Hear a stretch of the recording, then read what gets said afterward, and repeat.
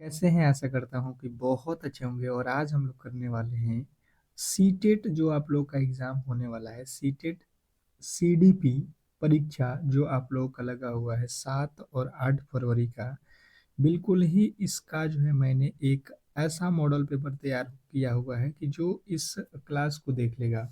मुझे लगता है कि इस एग्ज़ाम को आसानी से क्रैक कर लेगा क्योंकि मैंने इस जो है मॉडल पेपर में पूरे के पूरे आपके 150 प्रश्नों को रखा हुआ है, ठीक है? तो आप अगर इस क्लास को अंत तक देखते हैं तो आपको किसी भी सब्जेक्ट में कोई भी दिक्कत नहीं होने वाला है। और 100% है कि आपका प्रश्न यहीं से आएगा क्योंकि जो आपका नया सिलेबस है और आपको अब मालूम है कि ये जो है ऑफलाइन एग्ज़ाम होने वाला है, तो उसके आधार पे मैंने ये जो क्वेश्चन बनाया हुआ है और आप देखना जब 8 और 7 फरवरी को जब आप एग्ज़ाम हॉल में बैठोगे तो इस क्लास के सीधे ही प्रश्न आपके एग्ज़ाम हॉल में पूछेगा। तो चलिएगा ज़्यादा समय आप लोगों के पास भी नहीं है और मेरे पास भी नहीं है क्योंकि पूरे के पूरे प्रश्नों को कराना है तो क्लास लंबा ना हो इसके लिए हम फटाफट से प्रश्नों को करेंगे। और जो भी मेरे दोस्त सीटेट का एग्ज़ाम देने जा रहे हैं उन लोगों से रिक्वेस्ट करूँगा कि क्लास को अंत तक देखना क्योंकि एक-एक प्रश्न आपके लिए इम्पोर्टेंट है और आपको भी मालूम है कि आपको कितना नंबर लाना पड़ेगा। कट ऑफ तो आपको भी मालूम है कि कितना जाने वाला है। तो आपको मज़बूती से बेहतर स्कोर करना है। तो चलिएगा फटाफट से क्लास को स्टार्ट करते हैं और पहले प्रश्न की ओर चलेंगे। और सबसे पहले आप लोगों से बता दूं कि जो भी मेरे दोस्त मेरे क्लास को अब तक लाइक नहीं किए हैं तो लाइक कर लेंगे और चैनल पे नए आए हैं तो चैनल को सब्सक्राइब कर लेंगे, ये आप लोगों को बताना है, ठीक है? क्योंकि देखिए इस तरीके की क्लास हम एक आपको शाम को लाएंगे और एक सुबह को लाएंगे, 2 क्लासेस कराऊंगा क्योंकि आपके पास समय कम है। 2 से 3 दिन जो बचे हुए हैं इसमें जो भी क्लास करा दूंगा वो अति महत्वपूर्ण होगा, तो हर एक क्लास को आप जरूर देख लीजिएगा। ऑल सब्जेक्ट का जो है यहाँ पे मैंने पेपर बनाया हुआ है पूरे के पूरे, तो आप पूरे के सब्जेक्ट की तैयारी एक ही जगह से कर सकते हैं। पहला प्रश्न है कि जीन पियाजे के अनुसार संरक्षण की अवधारणा बच्चा किस जो है अवस्था में प्राप्त करता है? स्टार लगाइएगा ऑप्शन नंबर क्वेश्चन नंबर पहला। और बात किया जाए पहले नंबर प्रश्न का राइट उत्तर, तो जिनने बताया है कि ये जो अवस्था होती है अ, मूर्त संस्क्रियात्मक अवस्था, उनका उनका बिल्कुल राइट उत्तर है ऑप्शन नंबर सी। फटाफट से एक बार आप इन प्रश्नों को सनसनी नज़रों से अगर केवल देख लेते हैं तो आप आसानी से इन प्रश्नों को कर लीजिएगा, ठीक है? तो क्लास को अंत तक देखिए, सारे सब्जेक्ट के प्रश्न मैंने रखा हुआ है, धैर्य रखिए सब मिलेगा। लेव बायोगात्मकी के जो है सामाजिक सांस्कृतिक सिद्धांत में पाड़ का अर्थ क्या है? पाड़ का अर्थ आप लोगों से पूछा गया है। तो बात की जाए दूसरे नंबर प्रश्न का राइट उत्तर, तो जिनने बताया है कि वयस्कों द्वारा जाने वाली जो है अस्थायी सहायता, वयस्कों द्वारा दी जाने वाली अस्थायी सहायता आप लोगों को लगाना था। अगला प्रश्न देखिएगा पूछा गया है कि नेप 2025 के अनुसार मूल्यांकन का जो है स्वरूप कैसा होना चाहिए? नैप 2020 के अनुसार मूल्यांकन का स्वरूप कैसा होना चाहिए? Question number 3। तीसरे नंबर प्रश्न की बात की जाए तो जो भी मेरे दोस्त यहाँ पे बता रहे हैं क्वेश्चन नंबर तीसरे का जो है राइट उत्तर यहाँ पे सतत और व्यापक, सतत और व्यापक ऑप्शन नंबर जो है आप लोगों का बी बिल्कुल राइट उत्तर है। नेक्स्ट प्रश्न आपके सामने है, देखिएगा यहाँ पे आपका चौथा नंबर प्रश्न क्या कह रहा है आपका अगला प्रश्न कि कुहल वर्ग कुहल वर्ग के अनुसार अच्छी लड़की अच्छा लड़का अभिविन्यास नैतिकता के किस स्तर को दर्शाता है? बताइएगा। क्वेश्चन आपके सामने चौथा नंबर प्रश्न और चौथे का राइट उत्तर बताएंगे सभी लोग। कुहल वर्ग के अनुसार आपको बताना है। तो जिन्होंने भी बताया है यहाँ पे आ, पारंपरिक, तो बिल्कुल राइट उत्तर है ऑप्शन नंबर बी, जिन्होंने भी बी को चुना है। नेक्स्ट प्रश्न आपके सामने है, देखिएगा अगला प्रश्न है कि एक बच्चा बी को डी और जो है 21 को 12 लिखता है, तो यह जो है किस अधिगम जो है अक्षमता का संकेत है। एक बच्चा है जो बी को जो है डी लिख रहा है, 21 को 12 लिख रहा है, मतलब उल्टा कर रहा है, ठीक है। तो ये किस अधिगम जो है अक्षमता का संकेत कर रहा है? तो जिन्होंने बताया है कि ये जो संकेत कर रहा है ये है डिस्क्लेसिया। डिस्क्लेसिया का जो है संकेत है इसमें, इस बच्चे में। ऑप्शन नंबर जो है आपका सी जो है बिल्कुल राइट उत्तर है। नेक्स्ट प्रश्न की ओर चलेंगे और अगला प्रश्न आपके सामने है, कह रहा है कि हवार्ड जो है गार्डनर, हवार्ड गार्डनर के अनुसार वह व्यक्ति जो खुद की जो है भावनाओं और क्षमताओं को गहराई से समझता है उसके पास कौन सी वृद्धि है, कौन सी बुद्धि है? तो बात कीजिए उसके पास कौन सी बुद्धि है, तो जिन्होंने बताया है यहाँ पे अंतः वैयक्तित्व। ऑप्शन नंबर बी जो है आपका बिल्कुल राइट उत्तर है। अगला प्रश्न है कि समावेशी शिक्षा का जो है मुख्य दर्शन क्या है? समावेशी शिक्षा का मुख्य दर्शन क्या है? Question number 7। बिल्कुल फटाफट से प्रश्नों को करिए और क्लास को अंत तक देखिए, आप लोगों से रिक्वेस्ट है। और जिन्होंने भी अब तक क्लास को लाइक नहीं किया है मेरे दोस्त, क्लास को लाइक जरूर कर लीजिएगा। तो सभी बच्चों को उनकी जो है व्यक्तिगत जो है विभिन्नताओं के बावजूद नियमित स्कूलों में पढ़ाना बिल्कुल राइट उत्तर है। नेक्स्ट प्रश्न आपके सामने है, प्रगतिशील शिक्षा में शिक्षक की जो है भूमिका क्या होती है? प्रगतिशील शिक्षा में शिक्षक की भूमिका क्या होती है? देखिए ये आप लोगों के प्रश्न जो है ये 100% आपके एग्जाम हॉल वाला प्रश्न है। और देखना जब आप एग्जाम हॉल में बैठोगे तो इस क्लास का महत्व, आप एक बार भी अगर इस क्लास को सनसनी नज़रों से देख कर गए हैं एग्जाम हॉल में तो आप बहुत बड़ा स्कोर करोगे, ये 100% तय है।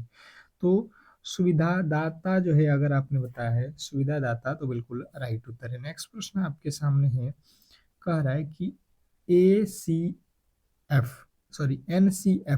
2023 के अनुसार बुनियादी चरण में शिक्षा का जो है माध्यम क्या होना चाहिए?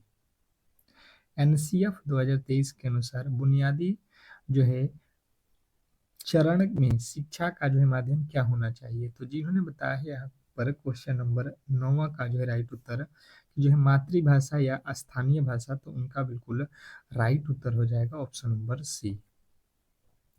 नेक्स्ट प्रश्न आपके सामने है कि जो है सृजनात्मकता का जो है अनिवार्य लक्षण क्या है?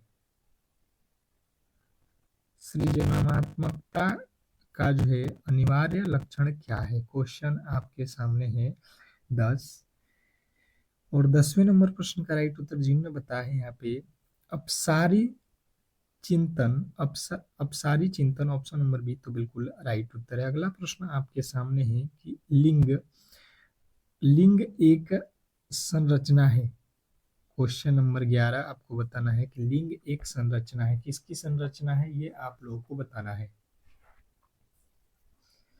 लिंग एक संरचना है ये आप लोगों को बताना है, क्वेश्चन नंबर 11। तो आपका राइट बनेगा आपका उत्तर सामाजिक। अगला प्रश्न आपके सामने है कि सीखने के लिए आकलन किस पर जो है केंद्रित होता है? सीखने के लिए आकलन किस पर केंद्रित होता है? क्वेश्चन आपके सामने 12वें नंबर प्रश्न का राइट उत्तर जिन्होंने भी बताया है यहाँ पे कि जो है ये होता है आपका सीखने की प्रक्रिया में सुधार के लिए जो है प्रतिपुष्टि, तो बिल्कुल राइट उत्तर है। अगला प्रश्न आपके सामने है कि वायुगत्स्की के अनुसार भाषा और सोच, तो इसके अनुसार भाषा और सोच जो है आप लोगों को याद रखना है कि ये होता है आपका शुरुआत में अलग होते हैं लेकिन बाद में मिल जाते हैं, ठीक है। नेक्स्ट प्रश्न, अगला प्रश्न है कि वंशानुक्रम और पर्यावरण का जो है संबंध विकास कैसा है? बताना है आप लोगों को कि वंशानुक्रम और पर्यावरण का संबंध विकास में कैसा है। तो 14वें नंबर प्रश्न का राइट उत्तर जिन्होंने भी बताया है यहाँ पे कि जो है दोनों की परस्पर अंतः क्रिया होती है, तो बिल्कुल राइट उत्तर है ऑप्शन नंबर सी। नेक्स्ट प्रश्न आपके सामने है कि समालोचनात्मक चिंतन को बढ़ावा देने के लिए शिक्षक को क्या करना चाहिए। बताना है आप लोगों को क्वेश्चन नंबर 15 कि समालोचनात्मक चिंतन को बढ़ावा देने के लिए शिक्षक को क्या करना चाहिए। क्वेश्चन नंबर 15 15वें नंबर प्रश्न का राइट उत्तर जिन्होंने बताया है कि खुले अंत वाले समस्या समाधान आधारित जो है प्रश्न पूछना चाहिए। ठीक है, नेक्स्ट प्रश्न आपके सामने देखिए गणित शास्त्र से होगा। अब देखिएगा यहाँ पे पहला प्रश्न इसमें का कि जो है वैन हिले के सिद्धांत के अनुसार बच्चा किस जो है स्तर पर आकृतियों को उनके गुणों के आधार पर जो है वर्गीकृत करना शुरू करता है। क्वेश्चन आपके सामने है 16वें नंबर प्रश्न का जो राइट उत्तर है फटाफट से आप लोगों को बताना है। तो जिनने बताया है कि स्तर 1 पर, तो बिल्कुल राइट उत्तर है पहला स्तर। अगला प्रश्न आपके सामने है गणित की प्रवृत्ति कैसी होती है। गणित की प्रवृत्ति कैसी होती है, फटाफट से आपके राइट उत्तर आने चाहिए। क्वेश्चन नंबर 17 गणित की प्रवृत्ति कैसी होती है, तो जिन्होंने बताया है यहाँ पे तार्किक और पदानुक्रमित, तो बिल्कुल राइट उत्तर है तार्किक और पदानुक्रमित ऑप्शन नंबर बी। नेक्स्ट प्रश्न आपके सामने है गणित में त्रुटि विशेषण का क्या महत्व है। गणित में त्रुटि विश्लेषण का क्या महत्व है। क्वेश्चन आपके सामने है 18वें नंबर प्रश्न का जो राइट उत्तर है फटाफट से आप लोगों को बताना है। तो जिन्होंने बताया यहाँ पे यह शिक्षक को बच्चों की सोच और जो है वैचारिक है। नेक्स्ट प्रश्न आपके सामने है, कह रहा है कि एक प्राथमिक शिक्षक एबेसेक का उपयोग किस लिए करता है। एबेसेक का जो है प्रयोग किस लिए किया जाता है शिक्षक के द्वारा, प्राथमिक शिक्षक के द्वारा, बताना है आप लोगों को। क्वेश्चन नंबर 19 जिन्होंने बताया है यहाँ पे कि जो है स्थानीय मान और गणित कौशल विकसित करने के लिए, तो बिल्कुल राइट उत्तर है। नेक्स्ट प्रश्न आपके सामने है जॉर्ज पोलिया के अनुसार गणितीय समस्या समाधान के चरणों की जो है सही क्रम क्या है। जॉर्ज पोलिया के अनुसार गणितीय समस्या समाधान के चरणों की सही क्रम क्या है। क्वेश्चन आपके सामने है 20 और 20वें नंबर प्रश्न का राइट उत्तर जिन्होंने बताया है यहाँ पे कि जो है समझाना, योजना बनाना, क्रियान्वयन, पुनः जो है जांचना, ये जो है आप लोगों का होना चाहिए। अगला प्रश्न है गणित में निदानात्मक परीक्षण का जो है उद्देश्य क्या है। क्वेश्चन आपके सामने 21 कि जो है गणित में निदानात्मक परीक्षण का जो है उद्देश्य क्या है। क्वेश्चन आपके सामने 21वें नंबर प्रश्न का राइट उत्तर जिन्होंने बताया है बच्चों की समझ में रह गई जो है रिक्तिकों को जानना। Question number B. अगला प्रश्न आपके सामने है कि गणित की जो है पदानुक्रमित प्रकृति का क्या अर्थ है। गणित की पदानुक्रमित प्रकृति का क्या अर्थ है। क्वेश्चन आपके सामने 22वें नंबर प्रश्न का राइट उत्तर सभी लोग बताएंगे यहाँ पे। क्वेश्चन नंबर 22 तो जिन्होंने बताया है यहाँ पे कि जो है नई अवधारणाएं पिछली अवधारणाओं की समस्या पर आधारित होती है, तो बिल्कुल राइट उत्तर है। अगला प्रश्न है कि प्राथमिक स्तर पर गणित सिखाने के लिए कंक्रीट सामग्री का उपयोग क्यों किया जाता है। क्वेश्चन आपके सामने है 23 23वें नंबर प्रश्न का जो राइट उत्तर है फटाफट से आप लोगों को बताना है। तो जिन्होंने बताया है कि अमूर्त अवधारणाओं को समझाने में मदद करने के लिए, तो बिल्कुल राइट उत्तर है। नेक्स्ट प्रश्न आपके सामने है कि डीन ब्लैक का उपयोग मुख्य रूप से क्या सिखाने के लिए होता है? डीन ब्लैक्स का उपयोग क्या सिखाने के लिए होता है? क्वेश्चन नंबर आपके सामने 24वें नंबर प्रश्न का राइट उत्तर जिन्होंने बताया है कि संख्या और स्थानीय मान, तो बिल्कुल राइट उत्तर है। नेक्स्ट प्रश्न आपके सामने है कि गणित में कक्षा चर्चा को प्रोत्साहित करने से क्या लाभ होता है? गणित में कक्षा चर्चा को प्रोत्साहित करने से क्या लाभ होता है? Question number 25। तो जिन्होंने बताया है कि यहाँ पे बच्चों में गणितीय संचार और तर्क शक्ति विकसित होती है, तो बिल्कुल राइट उत्तर है। नेक्स्ट प्रश्न आपके सामने है, गणित में भ्रम को दूर करने का जो है सबसे अच्छा तरीका क्या है? गणित में भ्रम को दूर करने का सबसे अच्छा तरीका क्या है? क्वेश्चन आपके सामने है 26वें नंबर प्रश्न का राइट उत्तर जिन्होंने बताया है यहाँ पे कि जो है गतिविधि आधारित शिक्षण और वास्तविक जीवन के उदाहरण देना, बिल्कुल राइट उत्तर है। नेक्स्ट प्रश्न आपके सामने है यहाँ पे, ज्यामितीय सोच विकसित करने के लिए जियोबोर्ड का उपयोग किसके लिए किया जाता है?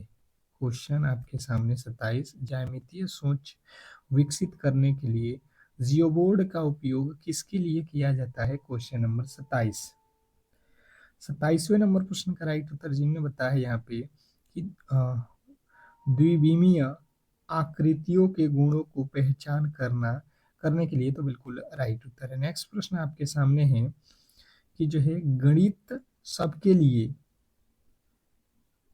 का क्या अर्थ है? गणित सबके लिए का क्या अर्थ है? क्वेश्चन नंबर 28वें नंबर प्रश्न का राइट उत्तर जिन्होंने बताया है यहाँ पे कि जो है जाति, लिंग या पृष्ठभूमि की परवाह किए बिना हर बच्चे को गणित सिखाने का जो है समान अवसर देता है, बिल्कुल राइट उत्तर है। नेक्स्ट प्रश्न आपके सामने है, प्राथमिक स्तर पर गणित का जो है पाठ्यक्रम कैसा होना चाहिए? प्राथमिक स्तर पर गणित का जो है पाठ्यक्रम कैसा होना चाहिए? क्वेश्चन नंबर 29वें नंबर प्रश्न का राइट उत्तर जिन्होंने बताया है कि बच्चों के दैनिक जीवन के अनुभवों से जुड़ा हुआ, बिल्कुल राइट उत्तर है। नेक्स्ट प्रश्न आपके सामने है कि गणितीय भाषा में शामिल है, गणितीय भाषा में शामिल है, क्या शामिल है ये आप लोगों को बताना है। क्वेश्चन नंबर 30वें नंबर प्रश्न का राइट उत्तर जिन्होंने बताया है कि संकेत, परिभाषाएं और तर्कपूर्ण शब्दावली, तो बिल्कुल राइट उत्तर है। अगले प्रश्न की ओर चलेंगे और अगला प्रश्न आपके सामने ही देखिएगा। अब महत्वपूर्ण गणित के जो प्रश्न है इसको हम लोग करेंगे। यहाँ पे एक बार सभी लोगों से रिक्वेस्ट है कि आप इस क्लास को अब तक लाइक नहीं किए हैं तो कम से कम आप लाइक कर दीजिए ताकि हमारा मोटिवेशनल बना रहे और आपके लिए इस तरीके के बेहतर से बेहतर क्लासेस हम आपको बिल्कुल प्रोवाइड करते रहें।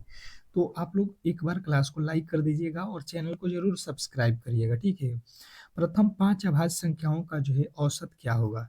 देखिए अभाज्य संख्या बोला गया, सबसे पहले आपको अभाज्य संख्या मालूम होना चाहिए और इसी लेवल के जो है गणित आपके एग्जाम हॉल वाला पूछता है, बहुत सिंपल प्रश्न पूछता है। अगर आपको थोड़े से बेसिक नॉलेज मालूम है गणित के बारे में तो आप इन प्रश्नों को सॉल्व कर सकते हो, इसको 100% इसकी गारंटी। देखिए अभाज्य संख्या होती है जिसमें किसी भी संख्या से भाग ना लगे, तो सबसे पहली अभाज्य संख्या 2, 2 के बाद होता है 3, 3 के बाद होता है 5, 5 के बाद होता है 7, 7 के बाद से देखिए क्या होता है 11। अभाज्य संख्या जिसमें किसी भी संख्या से भाग न लगे। 9 मत ले लेना क्योंकि 9 जो होता है ये जो है उसमें 3 से भाग लग जाता है, ठीक है। बटा में कर लो 5 क्योंकि 5 संख्या है। औसत बराबर राशियों के योग बटा राशियों की संख्या। तो यहाँ पे देख लो, यहाँ पे 3 2 5, 5 10, 10 और 7, 10 और 11 21 और 7 28 बट्टा 5 कर लो, कितना आ जाएगा 5 5 25, 3 5 छक्का 30, 5.6 जो है आप लोगों के राइट उत्तर हो जाएगा इसका औसत, ऑप्शन नंबर सी। आसानी से आप लोगों को बन गया होगा। नेक्स्ट प्रश्न आपके सामने है, यदि ए अनुपात बी 2:3 है और बी अनुपात सी 4:5 हो तो ए अनुपात सी का मान ज्ञात करें। फटाफट से क्वेश्चन नंबर जो है 31 का राइट उत्तर आप लोगों को बताना है। क्वेश्चन नंबर 31, 31वें नंबर प्रश्न का राइट उत्तर फटाफट से आप लोगों को बताना है कि क्या होने वाला है। चलिएगा बताने की कोशिश करेंगे सभी लोग यहाँ पे कि जो है क्या होने वाला है। तो देखिए सबसे पहले देखिए लिखा हुआ क्या है, ए अनुपात बी। आपको ए अनुपात बी लिखना है, ए अनुपात बी, और उसके बाद से लिखा है बी अनुपात सी, तो बी अनुपात सी कर लो, और सी अनुपात ए का मान हमें निकालना है। अच्छा जी, चलिए पहले ए अनुपात बी लिख लो, कितना दिया है 2:3।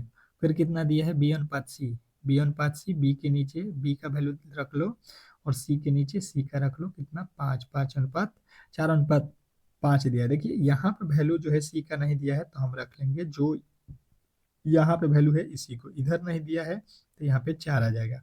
अब हमें किसका वैल्यू निकालना है, तो ए और सी का, तो बाकी ये बी का कोई भी काम नहीं है, ठीक है। तो ये हो जाएगा 4×2=8 अनुपात, इसको 5×3=15, 8:15 आपका बिल्कुल राइट उत्तर है ऑप्शन नंबर सी। आपको देखना है कि प्रश्न में पूछा क्या गया है। हमसे पूछा गया था यहाँ पे देखिए ए अनुपात सी, हमने उसी का मान यहाँ पे निकाल दिया, ठीक है। नेक्स्ट प्रश्न की ओर चलेंगे और अगला प्रश्न देखिएगा, 200 पर 5% वार्षिक ब्याज की दर से 3 वर्षों का साधारण ब्याज क्या होगा। क्वेश्चन आपके सामने 32 और 32वें नंबर प्रश्न का जो राइट उत्तर है फटाफट से आप लोगों को बताना है। क्वेश्चन नंबर 32, क्या लगता है आपको क्वेश्चन नंबर 32 का राइट उत्तर फटाफट से आपको बताना है। अब देखिए यहाँ पे समझने वाली बात है कि 200 रुपया है, साधारण ब्याज निकालना है ना, तो साधारण ब्याज बराबर क्या होता है, एसआई बराबर, आपको फॉर्मूला आपको मालूम होगा कि साधारण ब्याज बराबर होता है मूलधन गुणे समय, समय कितना है 3 वर्ष, गुणे दर और बट्टा में 100। ये 2 जीरो से ये 2 जीरो काट दो, 5×3=15, 15×2=30 जो है आपका राइट उत्तर है। और यहाँ पे साधारण ब्याज 3 वर्षों का, साधारण ब्याज तो ठीक ही है। यहाँ पे क्या लिखा हुआ है 200, नहीं यार 1200 लिखा है ना, यहाँ पे 1200 लिखा है। हम लोगों ने यहाँ पे एक को तो अलग ही लिख दिया, हमको एक छूट गया है। यहाँ पे 1200 लिखा गया भाई साहब, 1200 है तो 12, 3×5=15, 15 में 12 से गुणा कर लो, 12×5=60, 60×3=18, कितना आ जाएगा 180 जो है आपका ब्याज बनेगा ना, 1200 रुपया है। ऑप्शन नंबर बी जो है आपका बिल्कुल राइट उत्तर है। नेक्स्ट प्रश्न देखेंगे कि एक आयत की लंबाई 15 सेमी और चौड़ाई जो है आपका कितना है 10 सेमी, इसका जो है क्षेत्रफल क्या होगा ये आप लोगों को बताना है। अब चलिएगा क्षेत्रफल जो है आयत का निकालना है, ठीक है। आयत का लंबाई और चौड़ाई दिया हुआ है, तो आपको सबसे पहले यहाँ पे मालूम होना चाहिए कि आयत की लंबाई और क्षेत्रफल बराबर क्या होता है। आयत का क्षेत्रफल बराबर क्या होता है, तो लंबाई गुणे चौड़ाई होता है। फॉर्मूला अगर आपको याद है तो आप इस प्रश्न को आसानी से कर सकते हो। 15×10⁻150 जो है आपके बिल्कुल ही राइट उत्तर है, इसमें कहीं से भी डाउट नहीं होना चाहिए। नेक्स्ट प्रश्न आपके सामने है कि 150 का 30% कितना है, 150 का 30% कितना है। फटाफट से आपके राइट उत्तर आना चाहिए। क्वेश्चन नंबर जो है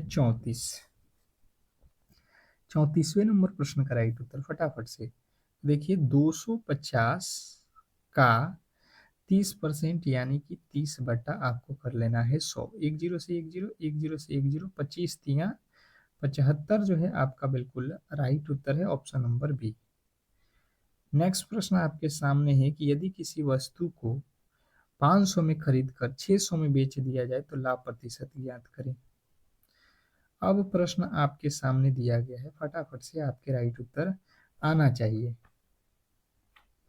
फटाफट से आपके राइट उत्तर आना चाहिए कि क्या होने वाला है।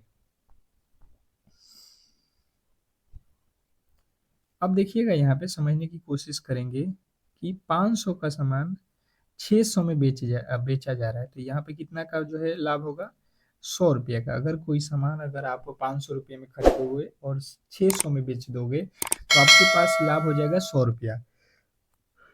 परसेंटेज निकालना है तो आप जितने में सामान खरीदे हो उतना पर ही परसेंटेज निकाला जाता है, यानी कि बट्टे में आपको 500 करना पड़ेगा और परसेंटेज निकालना है तो गुणा 100। ये 2 जीरो से ये 2 जीरो कट जाएगा, 5 के पहाड़ में 100, 20 पचे 100 जो है आपका बिल्कुल राइट उत्तर है। नेक्स्ट प्रश्न आपके सामने है, यहाँ पे लिखा हुआ है कि 2/5 इतना का सबसे बड़ा भिन्न पूछा गया है। सबसे बड़ा भिन्न आप लोगों को बताना है कि क्या होने वाला है। तो देखिए भिन्न को बड़ा कैसे पता करेंगे, देखिए जैसे लिखा हुआ है 2 बटा आपका कितना लिखा हुआ है 2/5, तो लिख लो पहले आप 3/4, 1/2। सबसे पहले क्या करो, इसके ऊपर में एक एक जीरो लगा दो, ठीक है। अब देखो ये पूरा पूरा भाग लग जाएगा, 4×5 = 20 हो जाएगा, ये कितना हो जाएगा 7×4 = 28, 7 से अधिक होगा, ये 2 के पहाड़ में 5। हमसे पूछा गया है सबसे बड़ा, तो सबसे बड़ा 7 होता है या 4 होता है या 5 होता है, आप कहिएगा 7 होता है। 7 का कोड क्या था, 3/4, 3/4 आपका बिल्कुल राइट उत्तर हो जाएगा, ऑप्शन नंबर बी। नेक्स्ट प्रश्न आपके सामने है, कह रहा है कि एक वृत्त की त्रिज्या यहाँ पे दी गई, इसकी परिधि क्या होगी। वृत्त की त्रिज्या दी गई है, इसकी परिधि निकालना है, तो वृत्त की परिधि सबसे पहले आप लोगों को मालूम होना चाहिए, तो आप इस प्रश्न को कर सकते हैं। वृत्त की परिधि क्या होता है, तो परिधि बराबर होता है सर्कल बराबर वृत्त की परिधि बराबर 2πr। यहाँ पे 2 पाई का वैल्यू यहाँ पे खुद इसने दे भी दिया है, अगर आपको नहीं पता है तो, पर एग्जाम में आपको याद होना चाहिए। 22/7 गुणे आर का वैल्यू कितना है आपका 7, ये 7 से 7 कट जाएगा, इधर गुणा कर लो, 22×2 = 44 सेंटीमीटर आपका बिल्कुल राइट उत्तर है, ऑप्शन नंबर बी।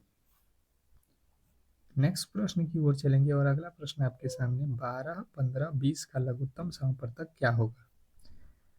क्या पूछा गया है, 12, 15, 20 का लघुत्तम समपवर्तक क्या होगा। फटाफट से आपके राइट उत्तर आना चाहिए, स्टार लगा लीजिएगा इन प्रश्नों पे, क्योंकि ये प्रश्न आपके एग्जाम हॉल में 100% आएगा, ये आप समझ लो। तो लघुत्तम समपवर्तक आपको छोटे क्लासों में बताया गया होगा कि जिसमें इन तीनों ही संख्याओं से भाग लग जाए वही इसका लघुत्तम समपवर्तक होता है, पर छोटी से छोटी, अगर इसमें दो संख्याएं ऐसी हो गई जिनमें दोनों में भाग लग जाए इनसे, तो उसमें छोटी संख्या हम लेते हैं, ठीक है। देखिए 12 से 30 में भाग नहीं लगेगा, गलत। 12 से 40 में भाग नहीं लगेगा, गलत। अब देखिए 12 से 60 में लग जाएगा, 15 से भी 60 में लग जाएगा और 30 से भी 60 में लग जाएगा, 20 से भी। यानी कि जो है हम 60 में देखेंगे तो 12 से भी भाग लगा, 15 से भी लगा, 20 से भी लगा, और 120 में जाएंगे तब भी इससे लग जाएगा। पर 12 और 60 और 120 में हम देखेंगे छोटा कौन है, दोनों ही लॉस हो सकता है इसका, पर बड़ा वाला को कभी भी लॉस नहीं लिया जाता है। अगर उससे छोटा वाला अंक है तो छोटे वाले को लॉस लिया जाता है, ऑप्शन नंबर सी जो है आपका बिल्कुल राइट उत्तर है। अगला प्रश्न आपके सामने है कि यदि 10 आदमी एक काम को 20 दिनों में कर सकते हैं तो 20 आदमी उसी काम को कितने दिनों में करेंगे, ये आपको बताना है। अब देखिए सिंपल सा लॉजिक है आप लोगों के सामने, मैंने बताया हुआ है कि 10 आदमी हैं और 20 दिन में काम कर रहे हैं, यानी कि 10 जो है आदमी 20 दिन में काम करेंगे तो 10×20 कर लेना। इधर कितना है, अगर 20 आदमी हो जाते हैं तो ये कितने दिनों में काम होगा, तो दिन हमें नहीं मालूम है, तो 20×दिन कर लेंगे, ये 20 से 20 कट जाएगा, यानी कि अब जो है काम केवल और केवल 10 दिन में ही हो जाएगा, बिल्कुल राइट उत्तर है। नेक्स्ट प्रश्न आपके सामने है कि 4 के पावर 3 और 2 के पावर 2 का मान क्या होगा, स्टार लगाइएगा। बिल्कुल सिंपल सा प्रश्न है, और अगर आपने थोड़े से भी मेहनत किया हुआ है गणित में तो बिल्कुल इसमें पूरे के पूरे नंबर ला सकते हो, ठीक है। तो देखिए 4 की पावर 3 और 2 की पावर 2, तो 4 की पावर 3 का मतलब हुआ कि 4 गुणा में कितना बार लिखा गया है, 3 बार, प्लस 2 का मतलब क्या हुआ, 2×2, यहाँ पे 4×4 = 16, 64 हो जाएगा, प्लस का 2×2 = 4, 64, 4, 68 जो है आपका बिल्कुल राइट उत्तर है। नेक्स्ट प्रश्न आपके सामने है कि एक संख्या का 40% 80 है तो वह संख्या क्या है। एक संख्या का 40% 80 है, तो वह संख्या क्या है? Question number 41। 41वें नंबर प्रश्न का जो राइट उत्तर है फटाफट से आप लोगों को बताना है। तो बात की जाए, कोई संख्या है, हमें नहीं मालूम है, x हो गया, उसका 40% यानी कि 40/100 हम कर लेंगे तो ये निकल के आ जाएगा 80। यहाँ से देखो 40 के पहाड़े में 80, 2 मर्द में, ये 100 का गुणा हो जाएगा इधर, तीछा तीछी, तो 100 दूना 200 वह संख्या है, 200 का अगर 40% करोगे तो 80 आ जाएगा। अगला प्रश्न आपके सामने है कि 0.02 गुणे 0.2 का जो है मान क्या होने वाला है? अब बताइएगा इस प्रश्न का राइट उत्तर। तो देखिए इधर दशमलव के बाद कितने अंक है? 2, इधर दशमलव के बाद 1, यानी कि दशमलव जो होगा इसके बाद इधर आपको 3 अंक लिखना पड़ेगा। यहाँ पे देखिएगा, आपको समझना है कि यहाँ से दशमलव के बाद कितने अंक हो गए? 2, यहाँ पे दशमलव के बाद 1, तो 2 1 मिलके 3 अंक दशमलव के बाद होना चाहिए, जो कि यहाँ पे नहीं है, जो कि यहाँ पे नहीं है, जो कि यहाँ पे नहीं है। तो हुआ कौन सा? Option number C. देखिए गुणा अगर नहीं आता है तब भी आप कर लेंगे, अगर थोड़े से लॉजिकली अगर आपको पता है, पहले से आपने किया हुआ है तो। अगला प्रश्न आपके सामने है कि एक समकोण त्रिभुज का जो है आधार यहाँ पे है और लंब इतना है, तो इसका कर्ण ज्ञात करें। तो देखिए समकोण त्रिभुज आपको बिल्कुल मालूम होना चाहिए किस तरीके से बनता है। अगर आप यहाँ पे देखोगे तो ये जो है एक आपका जो है समकोण त्रिभुज बन जाएगा, ठीक है। और इसमें आधार दिया है, आधार बोलते हैं इसको, और ये लंब इसको दिया है, तो कर्ण बराबर होता है, इसको कर्ण बोलते हैं, कर्ण। यही पूछा गया है, तो कर्ण बराबर आपका फॉर्मूला h बराबर होता है अंडर रूट आधार का स्क्वायर यानी 3 का स्क्वायर 9, 4 का स्क्वायर 16, 16 9 25, 25 का वर्गमूल 5। नेक्स्ट प्रश्न आपके सामने है, और अगला प्रश्न आपके सामने 72 किलोमीटर प्रति घंटे को मीटर प्रति सेकंड में आपको बदलना है। अब देखिए किस तरीके से आप इस प्रश्न को कर सकते हैं। 72 कितना दिया है? 72 किलोमीटर, 72 किलोमीटर, इसको क्या करना है? मीटर पर सेकंड में, यानी कि वैल्यू यहाँ पे किलोमीटर अधिक होता है और सेकंड क्या होता है? कम होता है, तो कम वाला वैल्यू ऊपर रखते हैं। 5/18 आपको याद रखना है। 18 चौके 72, 4 में 5 से गुणा कर दो, 4 5 20 मीटर पर सेकंड। अगला प्रश्न दिया है कि 625 अंडर रूट में है, प्लस का 225 अंडर रूट में है, तो इसका मान ज्ञात करो। अब देखो बिल्कुल ही इसको आसानी वे में आप सॉल्व कर सकते हो। इसका वर्गमूल आपको निकालने को बोल रहा है, रूट का मतलब होता है वर्गमूल। 625 किसका वर्गमूल होता है? 25 का। 225 किसका वर्गमूल होता है? 15 का। तो इन दोनों को जोड़ दो, कितना हो जाएगा? 40।